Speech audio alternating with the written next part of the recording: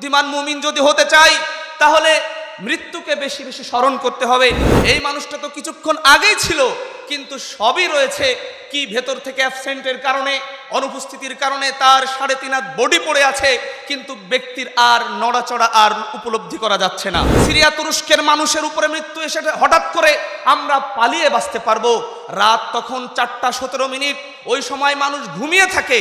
কে জানতো আজকের ঘুমটি হবে এই বিল্ডিং এর শেষ ঘুম, আজকের ঘুমটি হবে আমার জীবনের শেষ ঘুম। এই পৃথিবীর কত বড় বড় ক্ষমতাধর, কত শক্তিশালী বাদশা, কত নমরুদ, ফেরাউন, হামান, কারুন, কত শক্তিধর বাদশা এসেছিল পৃথিবীকে। তারা বিভিন্নভাবে শাসন শোষণ করেছে, তারা কেউ পৃথিবীর মাঝে টিকতে পারেনি।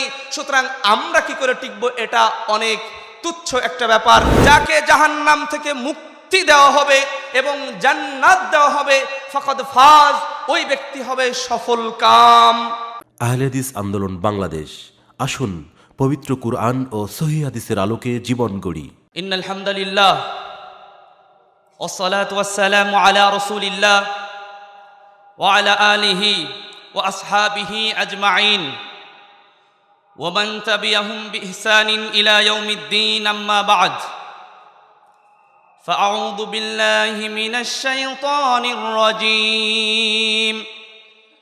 بسم الله الرحمن الرحيم. كل نفس ذائقة الموت ونبلوكم بالشر والخير فتنة وإلينا ترجعون. সূরা আম্বিয়া 21 নম্বর সূরার 35 নম্বর আয়াত। وعن أبي هريرة رضي الله تعالى عنه قال قال رسول الله صلى الله عليه وسلم أكثروا ذكر هادم اللذات رواه الترمذي أو كما قال عليه الصلاة والسلام. আহলে হাদিস আন্দোলন বাংলাদেশ কর্তৃক আয়োজিত 33তম বার্ষিকী তাবলীগ ইজতেমার সম্মানিত সভাপতি মুহতারাম আমিরে জামায়াত, উপস্থিত সম্মানিত সুধী মণ্ডলী, প্রশংসা আল্লাহর জন্য জ্ঞাপন করছি যে আল্লাহ রাব্বুল আলামিন শেষ রাত অবধি আমাদেরকে আলোচনা শোনার তৌফিক দান করেছেন। শুকরিয়া স্বরূপ আলহামদুলিল্লাহ। শান্তি বর্ষিত হোক প্রিয় নবী মুহাম্মদ রাসূলুল্লাহ সাল্লাল্লাহু আলাইহি ওয়াসাল্লামের প্রতি। আল্লাহুম্মা সাল্লি আলাইহি আল্লাহুম্মা বারিক আলাইহি। মৃত্যুকে স্মরণের বিষয়ে আল্লাহ সুবহানাহু ওয়া তাআলা কোরআনুল কারীমের মাঝে 3 জায়গায় আয়াত নিয়ে এসেছেন।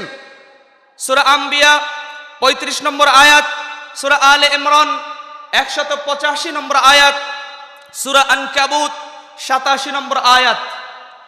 বোঝা যায় 3 স্থানে একই আয়াত আল্লাহ সুবহানাহু ওয়া তাআলা নিয়ে এসেছেন। কুল্লু নাফসিন যায়িকাতুল মাউত। আত্মা যার রয়েছে সেই আত্মাকে এই মৃত্যুর স্বাদ গ্রহণ করতে হবে।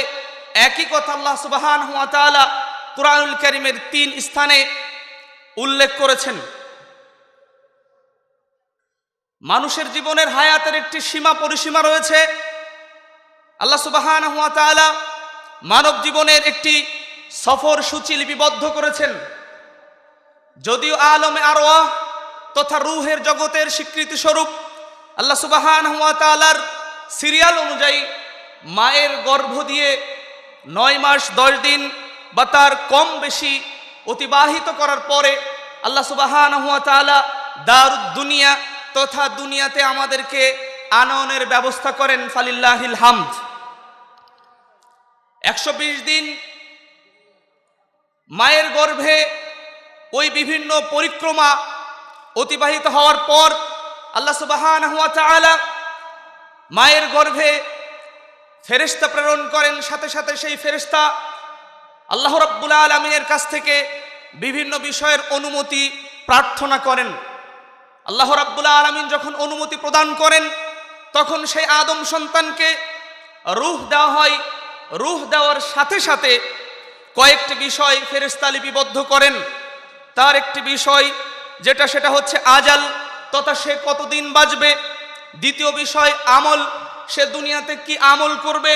তৃতীয় বিষয় রিজিক, সে কতদিন এ পৃথিবীতে রিজিক পাবে, সে কতদিন এ পৃথিবীর আলো বাতাস পানি ইলেম জ্ঞান আরো অন্যান্য সামগ্রী কতদিন উপভোগ করতে পারবে।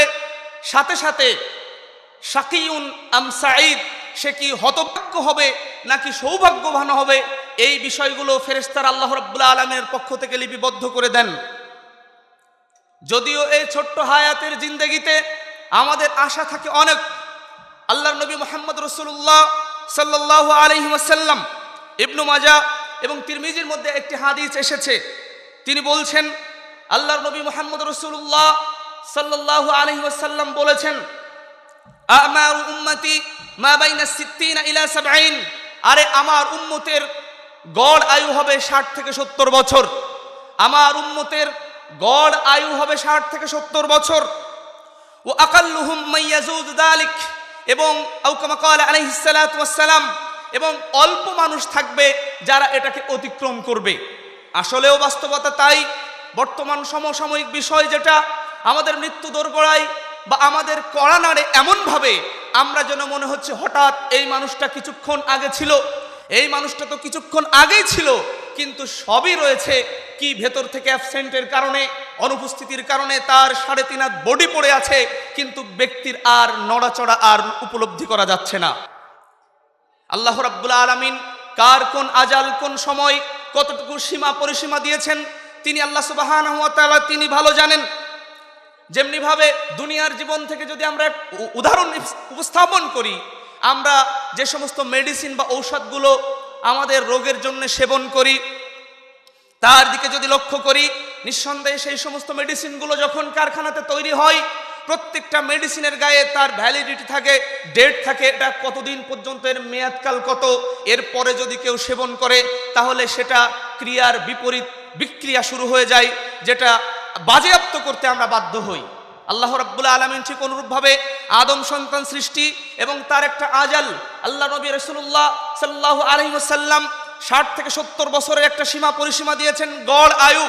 এই গড় আয়ুর পরে যারা পাবে এটা হচ্ছে তাদের জন্য বোনাস। যদিও আলহামদুলিল্লাহ গত 6 ফেব্রুয়ারি রাত 4:17 কে জানতো ওই মানুষগুলো সকাল করতে পারবে না, কে জানতো ওই মানুষগুলো তাদের সন্তানের সাথে সকালে কথা বলতে পারবে না, কে জানতো ওই মানুষগুলো তাদের প্রতিদিনের প্রতিনিয়ত যে রুটিন ছিল সেই রুটিন আর বাস্তবায়ন করতে পারবে না, কে জানতো সিরিয়া তুরস্কের ওই ভয়াবহ মাত্র 7.8 বা তার একটু কম বেশির কারণে এই প্রায় 50,000 মানুষ সেখানে ইন্তেকাল দেখাচ্ছে, তারা মারা গেছে, আরো অজানা তো থাকতেই পারে। ওই মানুষগুলো আল্লাহ রাব্বুল আলামিন ওই মানুষগুলো তখনই সৌভাগ্যবান হয়েছে যদি ওই মানুষগুলি একজন মুমিন যেভাবে ঘুমাবে ডান কাতে শয়ন করে শুয়ে শোয়ার সময় সে পাঠ করবে, আল্লাহুম্মা, হে আমার রব আল্লাহ, বিসমিকা আমুদ, আল্লাহ আপনার নামে ইন্তেকাল করছি, ও আহিয়া, আল্লাহ আপনি যদি চান তাহলে আমি আবার জীবিত হতে পারবো। যদিও ওই মানুষগুলো কেউ কেউ এই দোয়া পাঠ করেছিল, প্রত্যেকটা মৃত্যু প্রত্যেকটা ঘুম একজন মুমিনের জন্য, একজন মুসলিমের জন্য প্রত্যেকটা ঘুম হচ্ছে তার এক একটি কিয়ামত। এই জন্য তো প্রত্যেক মুসলিমের উচিত তিনি যখন ঘুমাবেন এই দোয়া পাঠ করবেন, আল্লাহ চাইলে আল্লাহ আবারও জাগ্রত করবেন। তারা বুঝতে পারেন নাই যে আমাদের ঘুম আজকে শেষ ঘুম হবে।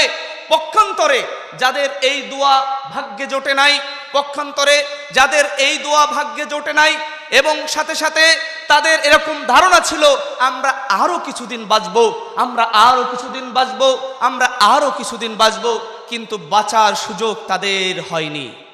সুতরাং এ ঘটনা থেকে আমরা স্পষ্ট এটাই বলতে চাচ্ছি, আমার আপনার আজাল বা সময় কতটুকু রয়েছে আল্লাহ রাব্বুল আলামিন তিনিই জানেন। তার পূর্বে আমার পরকাল ঠিক করার চেষ্টা করতে হবে। আল্লাহ রাব্বুল আলামিন আমাদের তৌফিক দান করুন, আল্লাহুম্মা আমিন। আল্লাহ রাব্বুল আলামিন যে মৃত্যু মানুষের আসে, হঠাৎ করে আসে, এই মৃত্যু কারোর জন্য কল্যাণকর হয়, আবার কারোর জন্য পরীক্ষার বস্তু হয়, এই মৃত্যু তা কারোর জন্য আবার অকল্যাণকর হয়। যার শুরুতে একটি আয়াত আল্লাহ রাব্বুল আলামিনের কোরআনুল কারীম সূরা আম্বিয়া 21 নম্বর আয়াতের 21 নম্বর সূরার 35 নম্বর আয়াত থেকে আমরা তিলাওয়াত করেছিলাম। আল্লাহ রাব্বুল আলামিন তিনি বলছেন, কুল্লু নাফসিন যায়িকাতুল মাউত প্রত্যেক প্রাণীকেই মৃত্যুর স্বাদ গ্রহণ করতে হবে।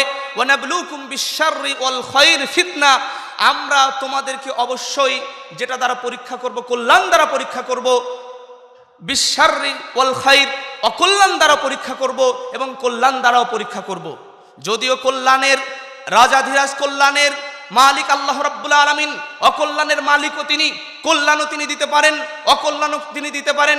কারোর জন্য হয় ফিতনা, আবার কারোর জন্য হয় আযাব।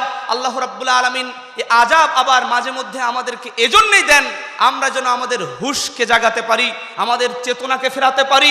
আমরা যেন বেহুশ, বিভিন্ন জাতি রয়েছে কিন্তু মুসলমান তো বেহুশ জাতি নয়।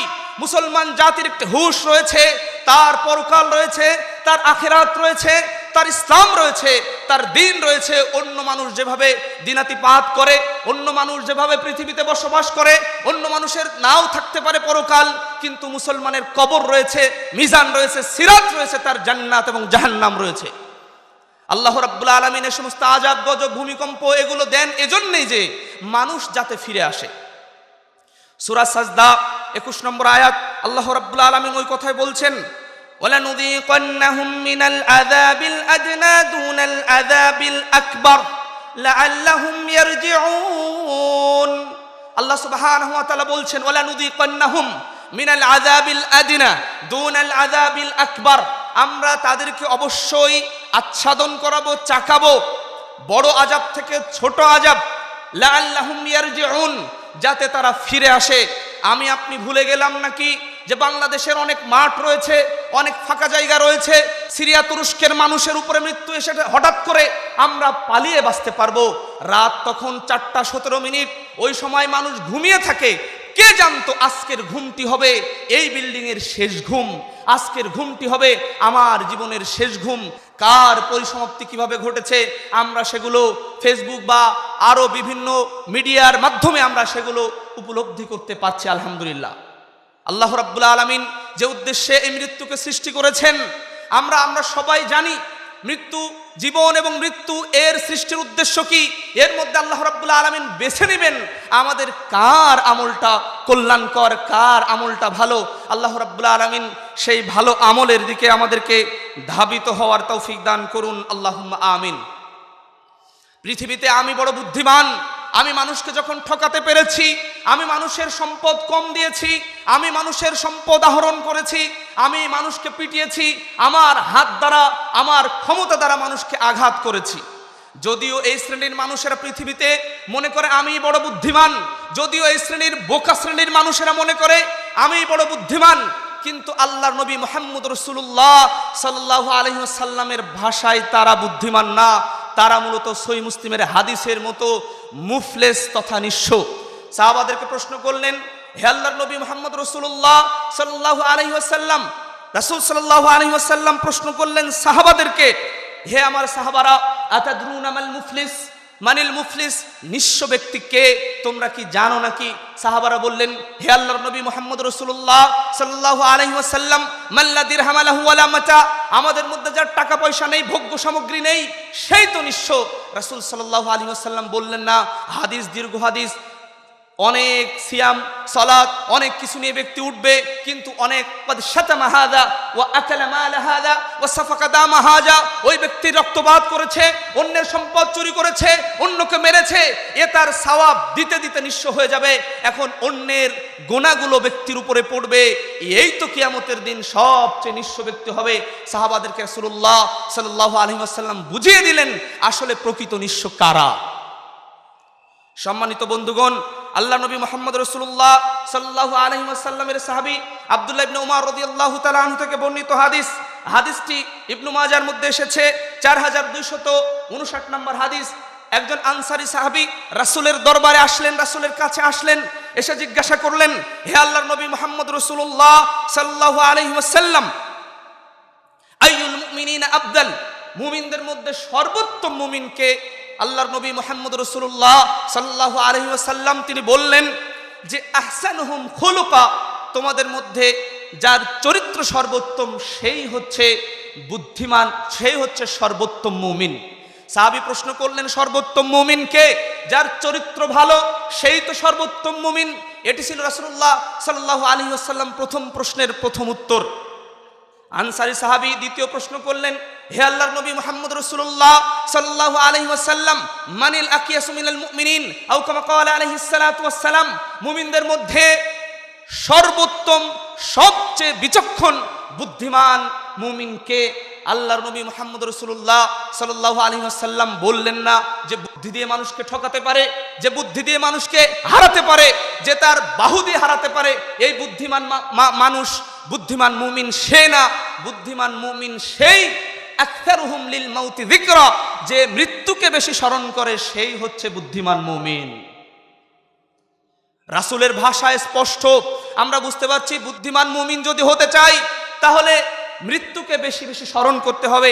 সাথে সাথে তিনি বললেন, ও আহসানুহুম লিমা বাদাহু ইস্তিদাদান উলাইকাল আকিয়া, শোনো, মৃত্যুর পরে যারা আখের গোছাতে পারে তাদের পরলৌকিক জীবনে কিভাবে মুক্তি পাবে, পরকালীন জীবনে তারা কিভাবে কবর থেকে মুক্তি পাবে, পরকালীন জীবনে তারা মিজান থেকে কিভাবে মুক্তি পাবে, তাদের সিরাত থেকে আর অন্যান্য কিয়ামতের ময়দান থেকে, সব বিষয় থেকে একের পর এক মুক্তির জন্য যারা আশাদারী হবে, সেই সমস্ত মুমিনদের বৈশিষ্ট্য হবে তারা পরবর্তীতে পরকালের জন্য তারা কিছু গুছিয়ে রাখবে, তারা দান করবে, তারা সাদাকা করবে, ইলমের ওয়ারিস তৈরি করে যাবে, আর ইলমের ছড়িয়ে যাবে, দাওয়াতি ময়দানে বিভিন্ন কাজ ছড়িয়ে যাবে, যা আলহামদুলিল্লাহ আহলে হাদিস আন্দোলন বাংলাদেশ আহলে হাদিস যুব সংঘ বিশেষ করে 1978 সাল থেকে 1978 সালের 5ই ফেব্রুয়ারি বাংলাদেশে আলহামদুলিল্লাহ যে দাওয়াত খুব গতিতে, দুর্বার গতিতে এগিয়ে নিয়ে যাচ্ছে। আলহামদুলিল্লাহ আল্লাহ রাব্বুল আলামিন এগিয়ে নিয়ে যাওয়ার তৌফিক আমাদের দান করেছেন।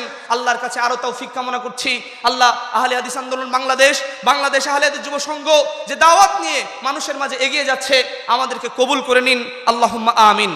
আল্লাহর নবী মুহাম্মদ রাসূলুল্লাহ সাল্লাল্লাহু আলাইহি ওয়াসাল্লামের ভাষায় স্পষ্ট বুঝতে পারলাম, আমি যদি মৃত্যুকে বেশি বেশি স্মরণ করি তাহলে আমি মুমিনদের মধ্যে বুদ্ধিমান মুমিন হব।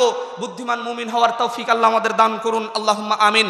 আমরা সকলেই জানি মৃত্যু থেকে আমাদের বাঁচার কোনো উপায় নেই, মৃত্যু থেকে বাঁচার কোনো উপায় নেই, কারণ এই পৃথিবীর কত বড় বড় ক্ষমতাধর, কত শক্তিশালী বাদশা, কত নমরুদ, ফেরাউন, হামান, কারুন, কত শক্তিধর বাদশা এসেছিল পৃথিবীকে, তারা বিভিন্নভাবে শাসন শোষণ করেছে, তারা কেউ পৃথিবীর মাঝে টিকতে পারেনি। সুতরাং আমরা কি করে টিকবো এটা অনেক তুচ্ছ একটা ব্যাপার। ভাবলেও এই ভাবনাটা নিঃসন্দেহে এক নিষ্ফল আবেদন হবে। আল্লাহ আমাদের সেখান থেকে তৌফিক দান করুন ফিরে আসার, আল্লাহুম্মা আমিন। আল্লাহ নবী মুহাম্মদ রাসূলুল্লাহ সাল্লাল্লাহু আলাইহি ওয়াসাল্লাম বিভিন্নভাবে আমাদেরকে সতর্ক সাবধান করেছেন। আল্লাহ রাব্বুল আলামিন সূরা আলে ইমরান 3 নম্বর সূরার 185 নম্বর আয়াত, যেটি ওই শুরু একই আয়াত, কুল্লু নাফসিন যায়িকাতুল মাউত, প্রত্যেক প্রাণীকে মৃত্যুর স্বাদ গ্রহণ করতে হবে। ওয়া ইন্নামা তুওয়াফাউনা উজুরাকুম ইয়াওমাল কিয়ামা, হে পৃথিবীবাসী শোনো, হে বিশ্ববাসী শোনো, তোমাদের প্রতিদান, তোমাদের বদলা কিয়ামতের দিন দিয়ে দেওয়া হবে। তোমাদের বদলা, তোমাদের প্রতিদান, ফামান জুহজি আনিন নার ওয়া উদখিলাল জান্নাহ, যাকে জাহান্নাম থেকে মুক্তি দেওয়া হবে এবং জান্নাত দেওয়া হবে, ফাকাদ ফাজ, ওই ব্যক্তি হবে সফল কাম। ওয়ামাল হায়াতুদ দুনিয়া ইল্লা মাতাউল গুরুর, আর শুনে নাও, নিঃসন্দেহে এই দুনিয়ার জীবন নিছক খেল তামাশা, এটা ভোগ বিলাসের বস্তু। বিভিন্ন আয়াতে আল্লাহ রাব্বুল আলামিন বিভিন্নভাবে উপস্থাপন করেছেন দুনিয়ার মূল্যায়ন আল্লাহ রাব্বুল আলামিনের কাছে মাছির ডানার চেয়েও নিকৃষ্ট। এ বিষয়গুলো আমরা জানি।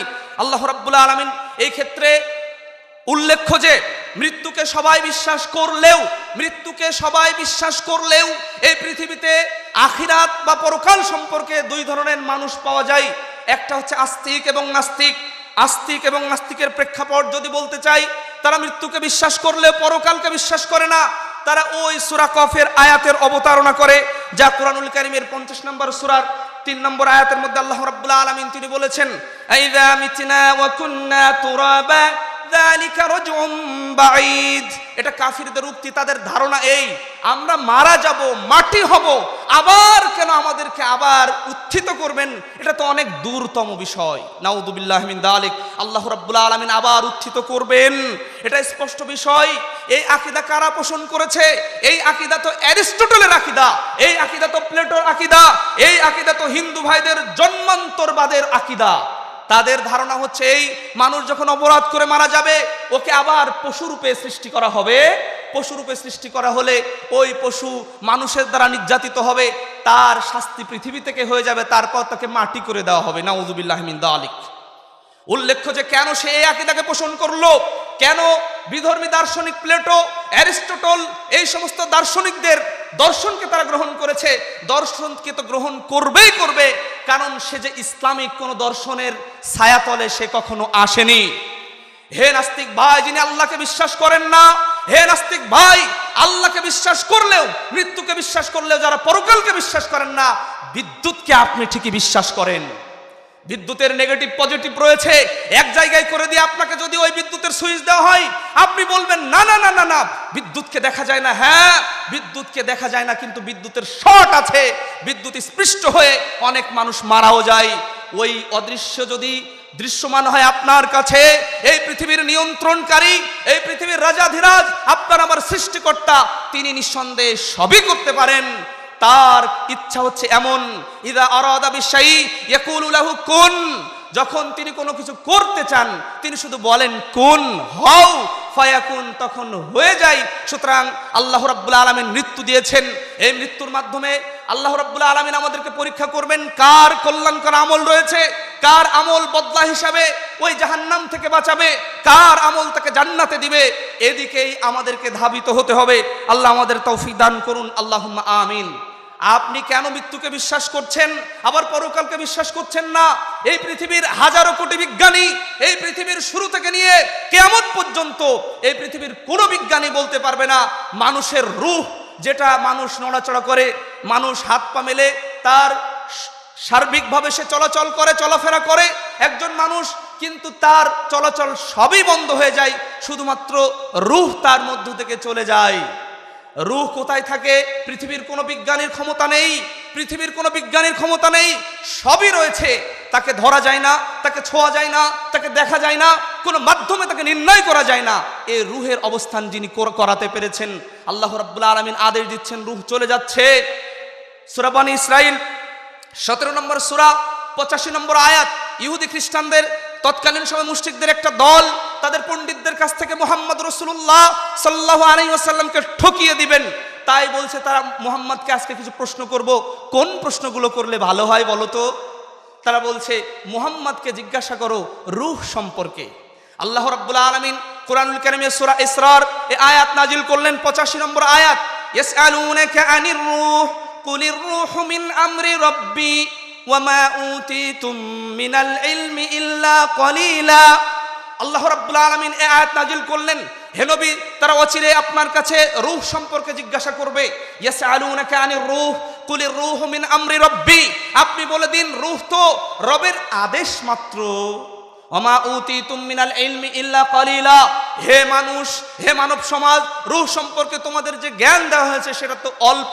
তোমাদের জ্ঞান দ্বারা রূহের আবিষ্কার, রূহের অবস্থান তোমরা নির্ণয় করতে পারবে না। রূহের অবস্থান নির্ণয় করা যায় না, বিদ্যুতের আকার আকৃতি নির্ণয় করা যায় না। তো এই নিরাকার বিষয়গুলোর প্রতি বিশ্বাস স্থাপন করে নিয়েছি, তাহলে আল্লাহ রাব্বুল আলামিনকে বিশ্বাস কেন করব না? কেন কবরকে বিশ্বাস করব না?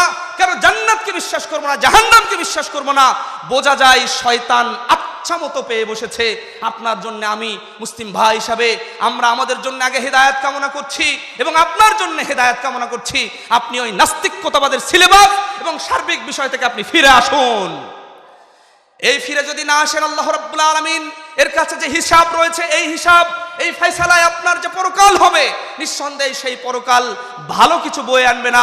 আপনার জন্য দোয়া করি আল্লাহ রাব্বুল আলামিন, আর আপনার জন্য এই কথাই বলি, আপনি ইসলামের সুশীতল ছায়াতলে আসুন, ইসলামী বিদ্যা অর্জন করুন, তাহলে আপনার এই বিদ্যার দ্বারা এই সমস্ত শয়তানি মন মস্তিষ্কের প্রশ্ন ইনশাআল্লাহ এক সময় দূরীভূত হয়ে যাবে ইনশাআল্লাহ।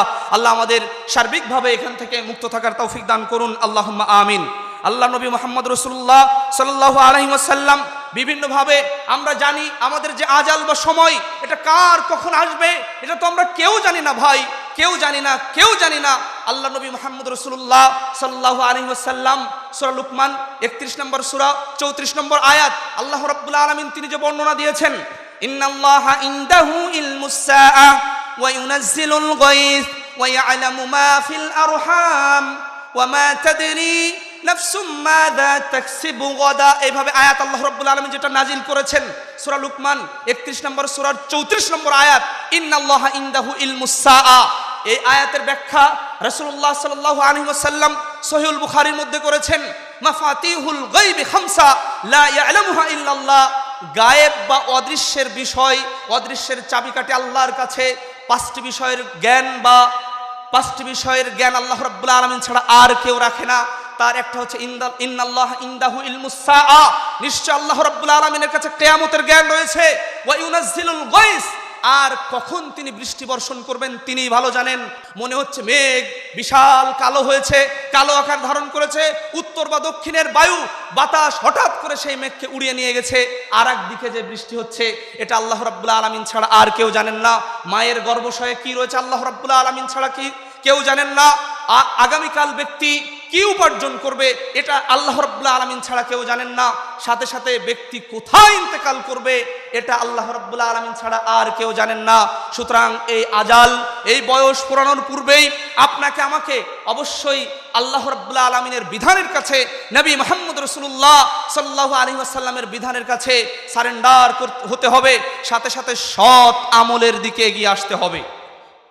সৎ আমলের কথা বলতে গেলেই সৎ আমল কোনটি?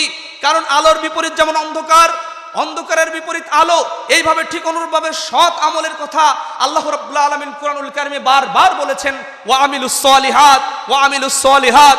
আয়াত থেকে বোঝা যায় নিঃসন্দেহে সৎ আমল আছে, এর বিপরীত কিছুও আছে। সৎ আমল হতে গেলে তিনটি শর্ত রয়েছে। আমরা বিভিন্ন মাধ্যমে বিভিন্ন সময়ে আলেম ওলামা আমাদের পক্ষ থেকে বলেন, আলহামদুলিল্লাহ এই স্লোগান বিশেষ করে আমরা বেশি বেশি জানি। সৎ আমল হতে গেলে তিনটি বিষয় থাকতে হয়। তার মধ্যে একটা হচ্ছে আকীদায়ে সহিহা, তথা বিশ্বাস ঠিকঠাক হওয়া। আর বিশ্বাস ঠিকঠাক হতে গেলে তার সাথে শিরকের সংমিশ্রণ করা যাবে না। দ্বিতীয় হচ্ছে তরিকায়ে সহিহা, তরিকায়ে সহিহা তথা পদ্ধতি ঠিক হতে হবে। যদি পদ্ধতি ঠিক করতে চাই তাহলে তার মধ্যে বিদআতের অস্তিত্ব রাখা যাবে না। সাথে সাথে তৃতীয় বিষয় যেটা ইখলাসে আমল, ইখলাসে আমলের এই ক্ষেত্রে রিয়া থাকবে না। তাহলে আকীদায়ে সহিহা, তরিকায়ে সহিহা এবং ইখলাসে আমল, এই তিনটি যদি আমার আমলের মধ্যে থাকে সেই আমলটা ইনশাআল্লাহ সৎ আমল হিসেবে গণ্য হবে। সম্মানিত বন্ধুগণ, আল্লাহ নবী মুহাম্মদ রাসূলুল্লাহ সাল্লাল্লাহু আলাইহি ওয়াসাল্লাম সহিহুল বুখারীর মধ্যে বলছেন, ইন্নামাল আমালু বিল খাওয়াতিম। আরে যে কোনো বিষয়ের শেষটাই অগ্রগণ্য। নিঃসন্দেহে আমলটা শেষটাই অগ্রগণ্য। শেষের আমল, ওই যে বানি ইসরাইলের লোকটা শেষের দিকে তওবা করে ফিরে এসেছে, 99টা অপরাধের পরে, 99টা খুনের পরে যখন 100 পুড়িয়েছে, যখন 100 পুরানো শেষ, তারপরেও ব্যক্তি ক্ষমা পেয়েছে শুধুমাত্র তওবা, উত্তম তওবা করার কারণে। তার উত্তম আমলটা, শেষ আমলটা আল্লাহ রাব্বুল আলামিন কবুল করেছিলেন, আলহামদুলিল্লাহ। আমাদেরও সময় কখন শেষ হবে এটা আমরা তো জানি না। সুতরাং সময় ফুরানোর পূর্বেই আপনাকে আমাকে প্রস্তুতি গ্রহণ করতে হবে। আল্লাহ আমাদের প্রস্তুতি গ্রহণ করার তৌফিক দান করুন, আল্লাহুম্মা আমিন। সৎ আমল করার ক্ষেত্রে আল্লাহ নবী মুহাম্মদ রাসূলুল্লাহ সাল্লাল্লাহু আলাইহি ওয়াসাল্লাম বিভিন্ন যে উক্তিগুলো করেছেন, আমরা শুধুমাত্র জানি আল্লাহর রাস্তায় জিহাদ, শহীদ হলেই ব্যক্তি শহীদ হবে। হ্যাঁ, অবশ্যই শহীদের এটা একটা উত্তম মর্যাদা। আল্লাহ নবী মুহাম্মদ রাসূলুল্লাহ সাল্লাল্লাহু আলাইহি ওয়াসাল্লাম মুসনাদে আহমদের মধ্যে একটি হাদিস এসেছে, মান কুতিলা ফি সাবিলিল্লাহ ফাহুয়া শাহীদ। যে ব্যক্তি আল্লাহর রাস্তায় যুদ্ধ করবে, নিহত হবে, সেই ব্যক্তি শহীদ। যে ব্যক্তি আল্লাহর রাস্তায় নিহত হবে সে ব্যক্তি শহীদ। আমরা শহীদের মর্যাদা জানি, কিন্তু এই হাদিসের দ্বিতীয় অংশ রাসূলুল্লাহ সাল্লাল্লাহু আলাইহি ওয়াসাল্লাম তিনি বলছেন, ওমান মাতা ফি সাবিলিল্লাহ ফাহুয়া শাহীদ। যে ব্যক্তি আল্লাহর রাস্তায় ইন্তেকাল করবে, মৃত্যুবরণ করবে, সে ব্যক্তিও শহীদ। নিঃসন্দেহে আমরা বলতে পারি ইনশাআল্লাহ, আল্লাহ চাইলে আল্লাহর কাছে দোয়া করি, যারা আমাদের ইজতেমায় আসতে যে বিভিন্নভাবে ইন্তেকাল করেন, মারা যান, তারা এটা আল্লাহর রাস্তায় নিঃসন্দেহে নিছক আল্লাহর সন্তুষ্টির জন্য আপনারা এই কষ্ট করে হলেও রাজশাহীর নওদাপাড়াতে প্রতি বছর আসেন।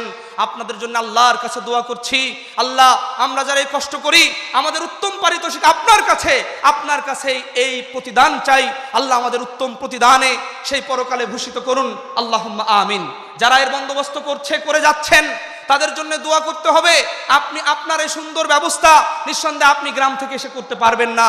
আমরা বলছিলাম আমরা যে অবস্থায় আছি এটা হচ্ছে শহীদ মৃত্যুর একটা হালাত, একটা অবস্থা, ইনশাআল্লাহ এই অবস্থায় মারা গেলেও রাসূলের হাদিস অনুযায়ী আমরাও শহীদের মর্যাদা পেয়ে যাব ইনশাআল্লাহ। আল্লাহ আমাদের তৌফিক দান করুন, আল্লাহুম্মা আমিন। এক্ষেত্রে আমরা বলি জিহাদ করাও এটা, জিহাদ যিনি করবেন তিনিও শহীদ হন, যিনি দাওয়াত দিবেন তিনিও শহীদের মর্যাদা পাবেন যদি তার দাওয়াতটা ইখলাস দাওয়াত হয়। আবার যিনি পড়াশোনা করেন, পড়েন, আবার পড়ান, এ ব্যক্তিও নিঃসন্দেহে আল্লাহর রাস্তায় রয়েছেন। আল্লাহ রাসূল সাল্লাল্লাহু আলাইহি ওয়াসাল্লামের ভাষায় ফাহুয়া ওমান মাতা ফি সাবিলিল্লাহ, যদি কেউ আল্লাহর রাস্তায় মারা যায় সে ব্যক্তিও শহীদ। আল্লাহ আমরা যেন শহীদি মৃত্যু পাই, শহীদি মৃত্যু পাই, এই পৃথিবী থেকে যেন আমরা শহীদি মৃত্যু বরণ করতে পারি। আল্লাহ আমাদের তৌফিক দান করুন, আল্লাহুম্মা আমিন। সাথে সাথে আমরা বলবো মৃত্যু সম্পর্কে অনেক কথা বলেছি, আমরা একেবারে শেষ প্রান্তে এসেছি। মৃত্যু সম্পর্কে যে ব্যক্তি চিন্তা করেন তিনিই হচ্ছেন বুদ্ধিমান মুমিন। সাথে সাথে মৃত্যুর চিন্তা কোন আমলগুলো দ্বারা করা যায়? সহিহ মুসলিমের হাদিস, আল্লাহর নবী মুহাম্মদ রাসূলুল্লাহ সাল্লাল্লাহু আলাইহি ওয়াসাল্লাম তিনি বলছেন, জুরুল কুবুর ফাইন্নাহা তুযাক্কিরুকুমুল মাউত। আরে তোমরা কবর জিয়ারত করো, কবর জিয়ারত করো, কবর জিয়ারত করো। কবর জিয়ারত তোমাদেরকে মৃত্যুর স্মরণ করিয়ে দেয়, মৃত্যুর স্মরণ করিয়ে দেয়।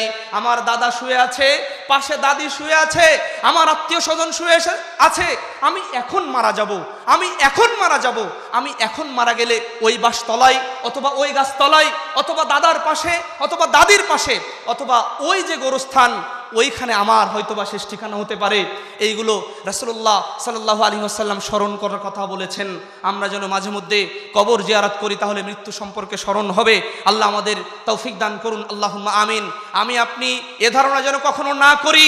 ইবনে উমর রাদিয়াল্লাহু তাআলা আন তিনি যে কথা বলেছেন সহিহ বুখারীতে, সহিহুল বুখারীতে যেটা এসেছে, আরে তুমি গনিমত মনে করবে। আর অন্যান্য হাদিস থেকে মৃত্যু আসার পূর্বে হায়াতকে গনিমত মনে করতে হবে। সাথে সাথে একটি আয়াত পাঠ করে আমরা আলোচনা শেষের দিকে যাচ্ছি, যে আয়াতকে আল্লাহ রাব্বুল আলামিন সূরা হাশর 59 নম্বর সূরার 18 নম্বর আয়াতের মধ্যে তিনি বলেছেন, ইয়া আইয়ুহাল্লাযীনা আমানুত্তাকুল্লাহ ওয়াল তানজুর নাফসুম মা কদ্দামাত লিগাদ ওয়াত্তাকুল্লাহ ইন্নাল্লাহা খাবীরুম বিমা তা'মালুন। আগামীকালের জন্য যেন আমরা প্রেরণ করতে পারি। আয়াতের সারমর্ম এই, নিঃসন্দেহে আমরা যারা এসেছি আগামী দিনের জন্য তথা পরকালীন জীবনে প্রেরণের জন্য আমরা এসেছি। আল্লাহ আমাদেরকে কবুল করে নিন, আল্লাহুম্মা আমিন। যারা এই আঞ্জাম দিয়ে যাচ্ছেন তাদের জন্য আপনারা দোয়া করবেন। আপনারা যারা এসেছেন আপনাদের জন্য দোয়া করি। আল্লাহ আমাদের এই মেহনত, আমাদের এই চেষ্টা প্রচেষ্টা, আমাদের এই রাত জাগা বা আমাদের এই শীতের কষ্ট বা বিভিন্ন দূর থেকে আসা কষ্ট, এই কষ্ট যেন সওয়াবে পরিণত হয়। মুমিন হিসাবে আমি যেন সর্বদা মৃত্যুকে স্মরণ করতে পারি। মৃত্যু যে আসবে হঠাৎ করে, ফাইদা জা আজালুহুম লা ইস্তাখিরুনা সাআতান ওয়া লা ইস্তাকদিমুন, কোনো সময় দেওয়া হবে না। আমরা যেন তার পূর্বেই আমরা আমাদের পরকালীন জীবনের পাথেও গোছাতে পারি, গুছিয়ে নিয়ে আল্লাহ রাব্বুল আলামিনের কালিমা তয়্যিবা লা ইলাহা ইল্লাল্লাহ শাহাদা আশহাদু আল্লা ইলাহা ইল্লাল্লাহ ওয়া আশহাদু আন্না মুহাম্মাদান আবদুহু ওয়া রাসূলুহু, এই বাক্যগুলো সাথে নিয়ে যেন এই পৃথিবী থেকে বিদায় নিতে পারি। আল্লাহ আমাদের তৌফিক দান করুন, আল্লাহুম্মা আমিন। ওয়া আখিরু দাওয়ানা আনিল হামদুলিল্লাহি রাব্বিল আলামিন। আসসালামু আলাইকুম ওয়া রাহমাতুল্লাহি ওয়া বারাকাতুহু। সাথে সাথে একটু বলতে ভুলে গেছি, আমার হাতে একটা বই হয়তো অনেকে দেখতে পাচ্ছেন, যারা জেগে আছেন, মৃত্যুকে স্মরণ, এই বইটা থেকে আমরা কথা বলার চেষ্টা করেছি।